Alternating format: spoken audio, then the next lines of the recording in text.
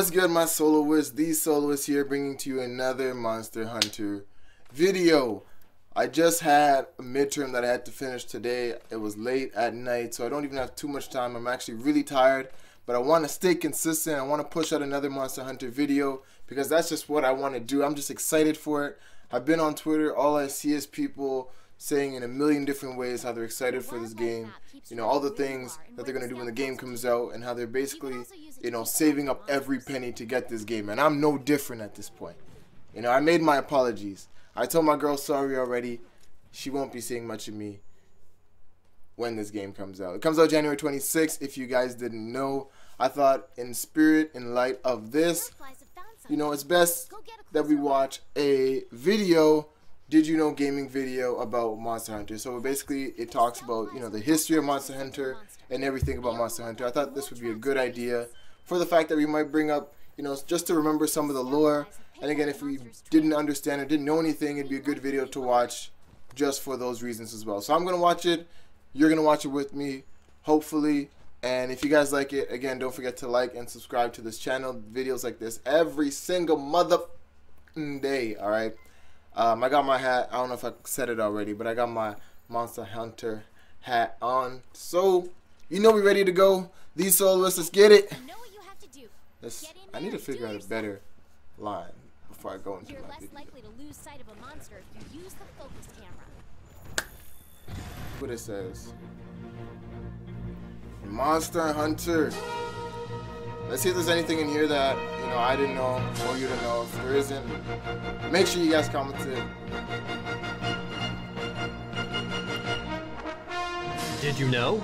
The original Monster Hunter was made to answer Capcom's request for a multi-action online game that anyone can join and play. 3 games were developed with this network functionality in mind. Monster Hunter, Auto Modellista, and Resident Evil Outbreak. And Capcom hoped one of them would become a million-unit seller. The Monster Hunter team believed they could meet this challenge, but they were also apprehensive about how well the game would perform. Not only did the series meet expectations and become a million-unit seller, Monster Hunter games have collectively sold over 31 million copies to date. In an interview with Game Informer, series developer Ryozo Sugimoto stated that he believes co-op functionality played a major role in the series' success. Capcom actually balanced out quest rewards to encourage cooperation. If the rewards are distributed evenly, veteran players are more likely to encourage newcomers to contribute during a hunt. This makes sure they do their fair share of the work and also become better hunters. Hunts are also limited to 4 players so that the actions of every player count. An army of hunters would devalue each action and make things trivial. The current set of monsters also aren't balanced to be hunted with more than 4 players, so subsequent games retain this limitation. In addition to this, the series is kept difficult so that players need to experiment and become better hunters. Sugimoto told Game Informer, if there's a quest you can't clear right away in Monster Hunter, you can change up your tactics and strategize. Change your weapon or armor set, bring different items with you, try a new battle tactic, or come to an understanding of the monster's movements so you can effectively deal with it. In the end, your technique as a hunter is the ultimate deciding factor. Another limitation that's become a staple of the franchise are the segmented maps. Having self-contained sections in each area helps players strategize and be aware of their position in the environment. It also creates a focal point where the monster is and allows players to run away or regroup if a plan doesn't work out. Although the hunting areas being segmented was a result of hardware limitations, it's unlikely that the scenes will be removed to form a large contiguous world in the future. When asked about making open-world environments, Monster Hunter director Konami Fujioka told US Gamer, part of the reason this segmented map is important is that it's very much part of the gameplay. If we're going to change Monster Hunter so that it basically features one giant contiguous area, then we have to really reformulate and rethink everything so it works correctly.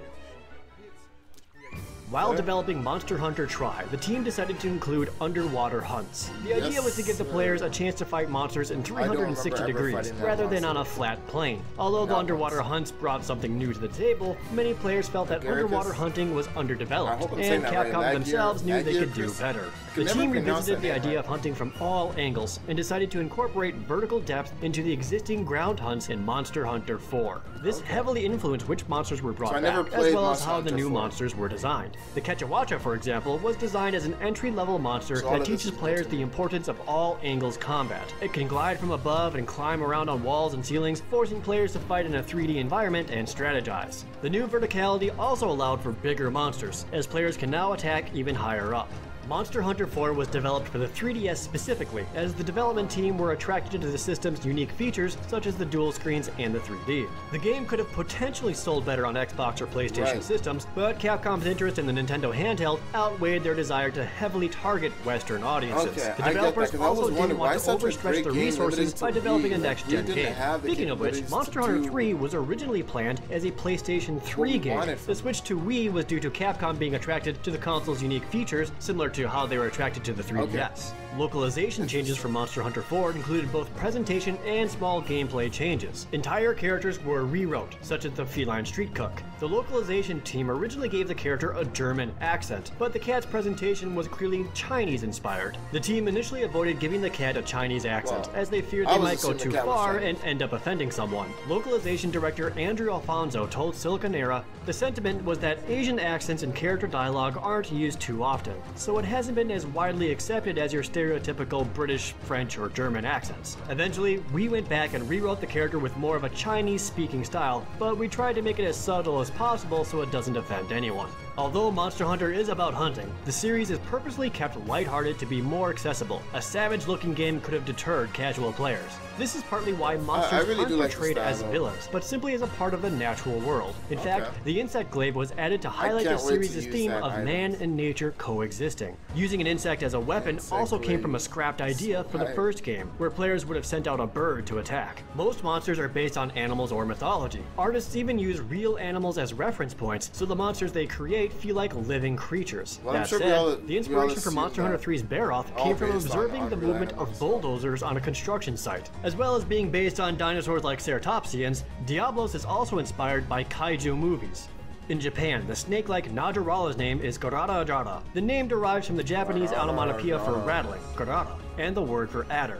In Japanese, adder is spoken as Adara, and from there the D was warped to a J. When localized, the name was likely changed to be based on the Philippine cobra, Naja philippinensis. The Najarala also appears to be based on the Boitui of Guarani mythology. This creature is said to have an enormous serpent body with a parrot's head and beak. Ryozo Sugimoto has said his favorite monster so far is the Gore Magala. The Gore Magala's design is meant to reflect its mysterious nature, such as its wings being based on a caped villain. Even though its rounded and black design was meant to reflect its mysterious role in the game's story, the monster originally had very sharp features with a red underbelly and wings. Since Gore Magala is Monster Hunter 4's flagship monster, Capcom wanted to showcase it in their promotion of the game. A life-sized Gore Magala was commissioned from effects artist Frank Ippolito for Capcom's E3 2014 booth. The front end of the monster stuck out of a backdrop to give the illusion of depth, and had a small area where fans could take pictures with it. The model was also shown at San Diego Comic-Con and was even part of an exhibit at Six Flags Magic Mountain. In fact, they reworked the entire Goliath roller coaster to be Monster Hunter themed. That's all for today, but don't forget to subscribe to Did You Know Gaming. So there you guys have it. Did You Know Gaming Monster Hunter. Now, in that last clip, you probably couldn't hear me all that clearly, but I think that worked out for the best because they had a lot of great information, a lot of things that I didn't know, and I'm guessing there's some things that you didn't know in that video. So again, if you haven't, those things that you didn't know, please comment them in the description. Oh, I keep saying description. Comment section, comment section, comment section. This is what happens when you're a newbie. But anyway, yeah, I mean, like I didn't even know about the you know, that they had the thing in it wasn't Wonderland, I don't know what it's called, but the amusement park thing. I think that's pretty cool, that like live model thing for people to take pictures with. I definitely would have went to it had I known where it was and I actually had money to travel, because that's not really a thing as a student. But yeah, no, that's a pretty cool thing.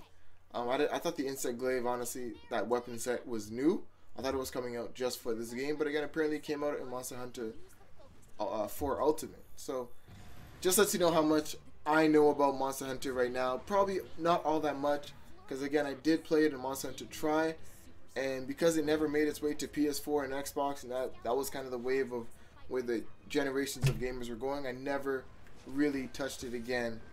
But I'm so happy it's making its return to console, and again, that's why I'm, you know, trying to reintroduce myself to Monster Hunter for Monster Hunter World. So again, if there's anything in this video that you found interesting, definitely go and leave it down in the comment sections. Whew, I think I'm sick. I feel like I have to. Anyway, I'm done. I'm being too weird. I'm too tired for this.